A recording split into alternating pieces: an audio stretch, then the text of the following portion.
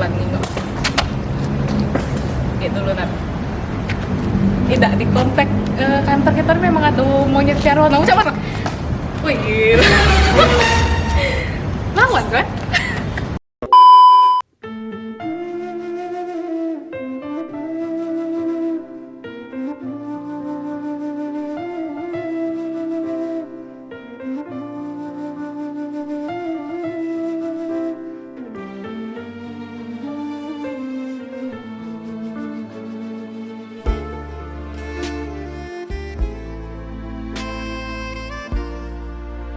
Kami, keluarga besar pengacara channel, dengan ini mengucapkan selamat menunaikan ibadah puasa 1443 Hijriah.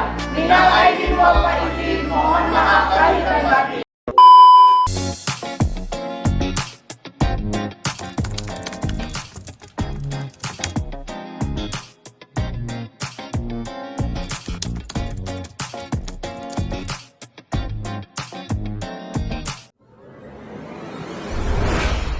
Enjoy!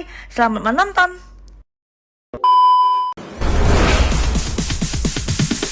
Sorry, it's DJ.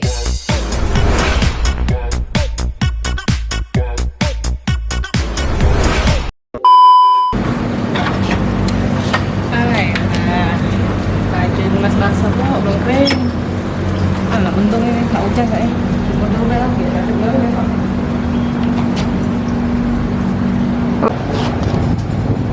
Siapa itu? Hanuman apa itu? Ngapain di sini Hanuman ini? Ay, nggak waras. Nyawa satan, lain hitam. Ay, geriak. Maksudnya, tapi caknya dia nih. Yang kemarin itu bukan ya? Ay, jelek nih. Nggak waras begini.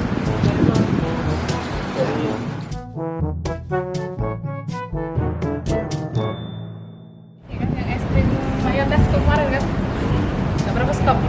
Gue jauhnya tempatnya kalau gila dan nyuruh aku jalan nih kok.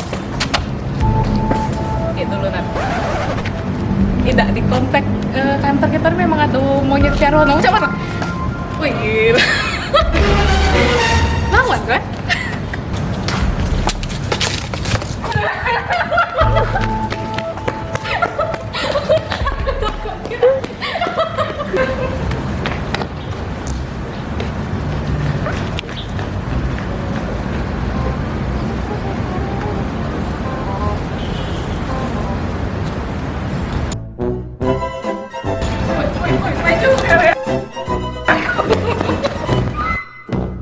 Tabung gila tuh lapar miskin aja.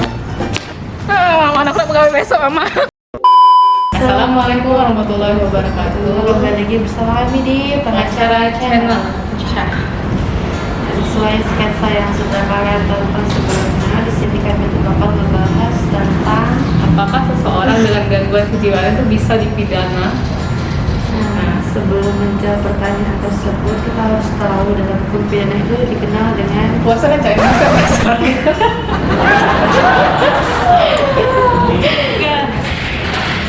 Nah, sebelum menjawab pertanyaan tersebut, kita harus tahu dulu dalam hukum pidana itu ada yang namanya alasan penghapus pidana. Nah, alasan penghapus pidana itu terdapat dua. Yang pertama itu alasan pemaaf dan alasan pembenar. Nah, alasan pembenar sendiri ialah alasan yang menghapus sifat melawan hukum suatu tindak pidana, di mana alasan ini dilihat dari sisi objektifnya atau perbuatannya. Misalnya, tindakan pencabutan nyawa oleh eksekutor penembak mati terhadap terpidana mati. Sedangkan alasan pemaaf itu ialah alasan yang menghapus kesalahan dari si pelaku tindak pidana, namun perbuatannya itu masih tetap melawan hukum. Nah, di sini alasan pemaaf itu dilihat dari sisi si pelakunya atau subjektifnya. Nah, contoh dari alasan pemaaf ini misalnya pelaku tindak pidana itu merupakan orang gila atau orang tidak waras Sehingga tidak bisa tidak dapat mempertanggungjawabkan perbuatan tersebut. Benar. Nah, selain daripada alasan penghapus pidana itu sendiri, ada yang namanya juga kemampuan bertanggung jawab, guys. Jadi perbuatan yang melanggar hukum pidana akan mengakibatkan pelakunya dapat dikenai pemidanaan. Nah, penjatuhan pidana terhadap pelaku ini yang melanggar ketentuan tersebut itulah yang disebut yang merupakan bentuk dari pertanggungjawaban seseorang atas tindak pidana yang dilakukannya. Namun tidak semua orang ini bisa dikenai pidana, tidak semuanya bisa dimintai pertanggungjawaban. Kemampuan bertanggung jawab itu sendiri dalam KUHP itu tidak diatur secara jelas, namun nyatanya itu berhubungan dengan pasal 44 KUHP yang mana di dalamnya itu mengatur mengenai keadaan seseorang yang tidak dapat dimintai pertanggungjawabannya. Antara lain itu pasal 33 ayat 1 KUHP, pasal 44 ayat 1 KUHP, dan pasal 44 ayat 2 KUHP yang mana bunyinya sebagai berikut ya guys.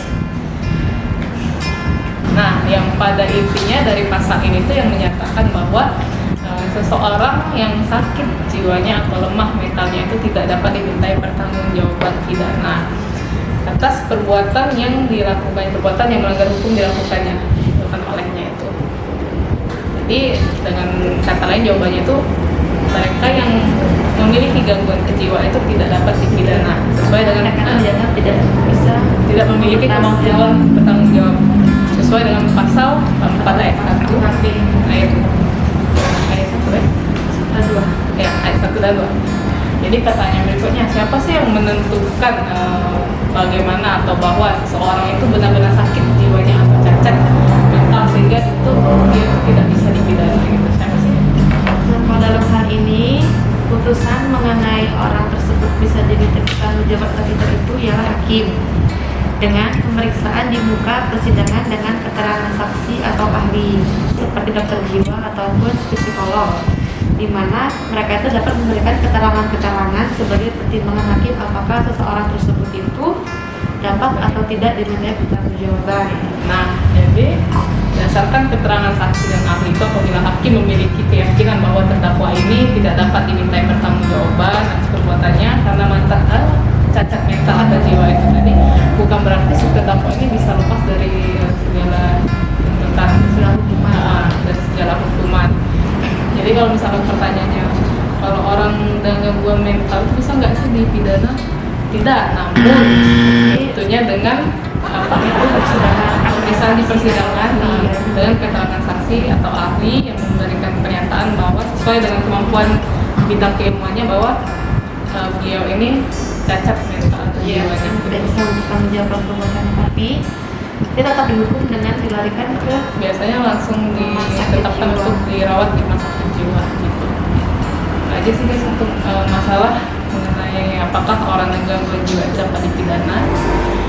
Kalau misalkan ada yang ingin ditanyakan seperti biasa silahkan komen di bawah atau kirim email langsung melalui pengacara channel, bisa juga DM IG pengacara yang ada di pengacara channel ataupun bisa langsung DM ke IG pengacara channel. Ya, sekian Indonesia Negara Hukum. Assalamualaikum warahmatullahi wabarakatuh.